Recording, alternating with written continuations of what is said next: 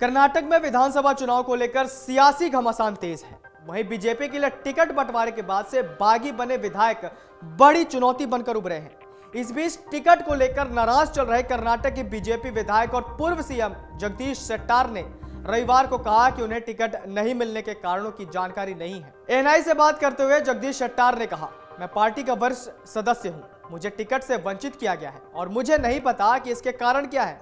मुझे कोई मंत्रालय नहीं चाहिए, मैं विधायक के रूप में काम करूंगा, मेरे निर्वाचन क्षेत्र की सेवा करूंगा। मुझे यह भी नहीं पता कि मुझे टिकट न देने के पीछे क्या कारण है। आप भी सुनिए शेट्टार ने क्या कुछ कहा है। First I am going to tender my resignation as a MLA to the Honorable Speaker. I am going to Sirsi and even I am going to resign from the primary membership of the party. Afterwards, I will discuss what are the options, whether to contest independent or contest on any party base.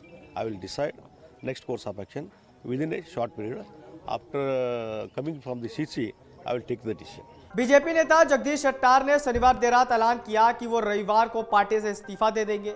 Shettar ने कहा, मेरे खिलाफ साजिश है, मैं इस्तीफा देने के बाद सब कुछ बता दूंगा। जगदीश शेट्टार ने यह भी कहा कि उन्होंने आगामी चुनाव लड़ने का संदेश दिया था, लेकिन बीजेपी इस संबंध में कोई निर्णय नहीं ले रही थी।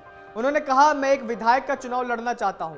पार्टी ने मुझसे कहा था कि वो आला कमान से संपर्क करेंगे, लेकिन अब स्थिति में देरी हुई है। कल मैं स्पीकर से मिलूंगा और विधायक पद से अपना इस्तीफा सौंप दूंगा।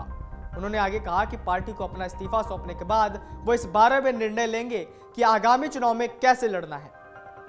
जगदीश शेट्टार ने कहा कि वो पार्टी से इस्तीफा देने के बाद 16 तारीख को फैसला करेंगे कि वो निर्दलीय चुनाव लड़ेंगे या नहीं, ये समय बताएगा। उन्होंने यह भी कहा कि उन्होंने आलाकमान को सब कुछ बता दिया है। उन्हें कम से कम ये बताना चाहिए कि क्या मेरे बारे में कोई सर्वेक्षण है या कोई रिपोर्ट है जो उनके फैसले से संबंधित है।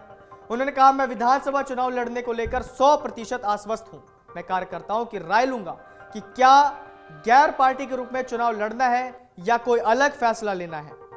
बीजेपी के उम्मीदवारों की सूची से बाहर होने के बाद शेट्टार ने पार्टी को एक अल्टीमेटम जारी किया था, जिसमें कहा गया था कि अगर उन्हें अपने पसंदीदा क्षेत्र से टिकट नहीं दिया गया तो वो अपने भविष्य के राजनीतिक पर विचार करेंगे। हालांकि बाद में उन्होंने अपना अल्टीमेटम शनिवार शाम 6 बजे तक बढ़ा दिया।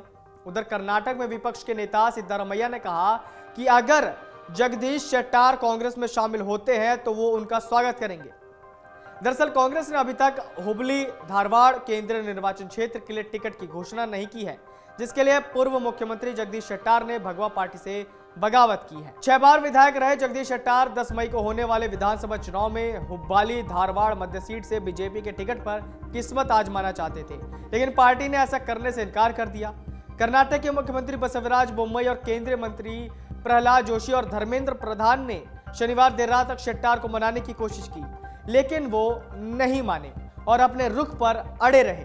जगदीश शेट्टार ने एक दिन पहले कहा था कि उन्हें टिकट न दिए जाने का असर राज्य में कम से कम 20 से 25 सीटों पर पड़ेगा।